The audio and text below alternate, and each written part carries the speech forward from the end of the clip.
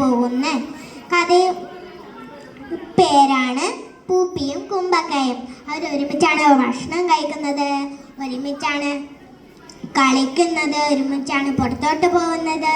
നമുക്കൊന്ന് കഥ കേൾക്കാം. ഒരു ദിവസം കുമ്പക്ക പൂപ്പിയോട് പറഞ്ഞു, കുമ്പക്ക പൂപ്പി പൂപ്പി നമുക്കൊന്ന് കാട്ടിൽ പോവാം.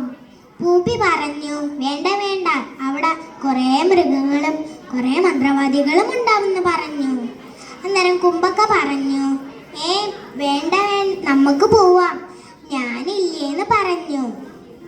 പൂപ്പി പറഞ്ഞു, നിന്നെ എന്താ ഉപകാരം, നീ ഒരു കാട്ടാനെ കണ്ടാൽ അപ്പാട് പേടിച്ചോടുന്ന ആളല്ലേ എന്ന് പറഞ്ഞു.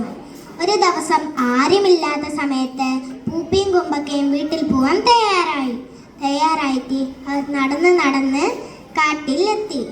കാട്ടിൻ്റെ നടുക്കെത്തി. അന്നേരം പൂപ്പിക്ക് നല്ല ദാഹമുണ്ടായിരുന്നു. അന്നേരം പിന്നെയും അവർ മുന്നോട്ട് നടന്ന് ഒരു പുഴയുടെ അരികിലെത്തി.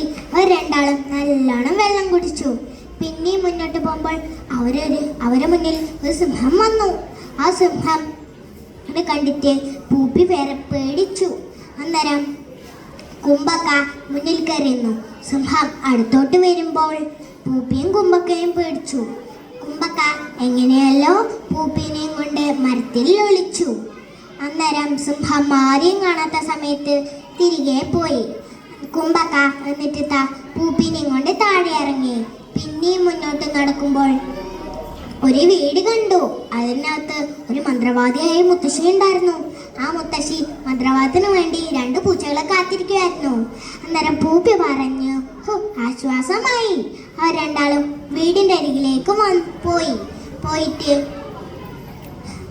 മന്ത്രവാദിയായ അമ്മൂമ്മ വേഷം മാറി വാതിൽ തുറന്നു കൊടുത്തിട്ട്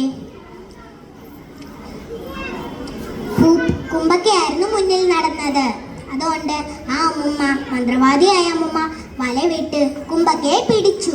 എന്നിട്ട് അടിച്ച് ഒരു മൂലക്കിട്ടിട്ട് അമ്മൂമ്മ കുപ്പായം മാറ്റാൻ എവിടെയോ പോയപ്പോൾ കുമ്പക്ക പൂപ്പിയോട് പറഞ്ഞു, കുമ്പക്ക എനിക്ക് നല്ല വേനിക്കുന്നു, നീ എന്നെ രക്ഷിക്കൂന്ന് പറഞ്ഞപ്പോൾ ആ അമ്മൂമ്മ തിരികെ വന്നപ്പോൾ പൂപ്പി സർവശക്തിയും എടുത്ത് ആ അമ്മൂമ്മയെ ആക്രമിച്ചു. അവർ എന്നിട്ട് രക്ഷപ്പെട്ടു. എന്നിട്ട് സന്ധ്യാവുന്നതിൻ്റെ മുമ്പേ വീട്ടിലെത്തി. പിന്നെ അവർ കാട്ടിലേക്ക് പോയതേയില്ല, ആ വീട്ടിൽ തന്നെ താമസിച്ചു. ഇതിലൂടെ നമുക്കൊന്ന് മനസ്സിലാക്കാം, നമ്മളെ രക്ഷിച്ച കൂട്ടുകാരനെ നമ്മൾ അങ്ങോട്ടും രക്ഷിക്കണം. എൻ്റെ കഥ ഇവിടെ അവസാനിക്കുന്നു. നന്ദി.